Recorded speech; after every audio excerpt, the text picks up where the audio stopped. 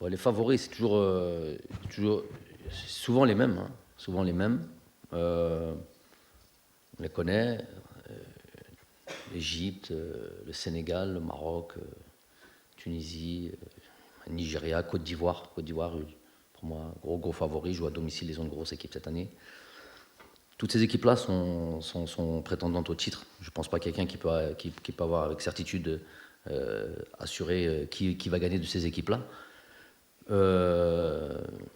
Nous, on part avec une position d'équipe qui ne s'est pas qualifiée à la Coupe du Monde dernière, qui est sortie au premier tour, vous me l'avez tellement répété, donc je peux vous le dire, qui est sortie au premier tour de la dernière CAN.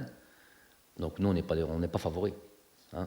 De facto, on n'est pas favoris, puisque nous n'avons pas obtenu tous ces résultats.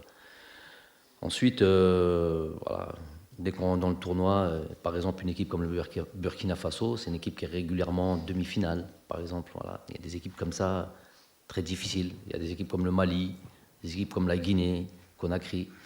C'est des équipes qui peuvent être des grosses surprises, parce qu'il y a de la qualité dans ces équipes-là. On va arriver tranquillement dans ce tournoi, mais avec doucement mais sûrement, beaucoup d'ambition. On travaille pour ça depuis un moment. On a certaines certitudes. Vous avez parlé d'année 2023 sans défaite, comme en 2019, comme en 2020, comme en 2021. Voilà, notre année où on a chuté, c'est en 2022. Et en 2023, pareil. Donc, ça veut dire certaines choses. Ça veut dire que cette équipe-là, elle a réagi au moment où on était au plus mal. Cette équipe-là affiche une forme de constance aussi.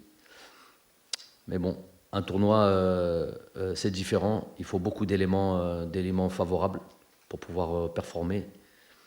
Mais je vous dis, je répète, la préparation pour moi avant la compétition est essentielle.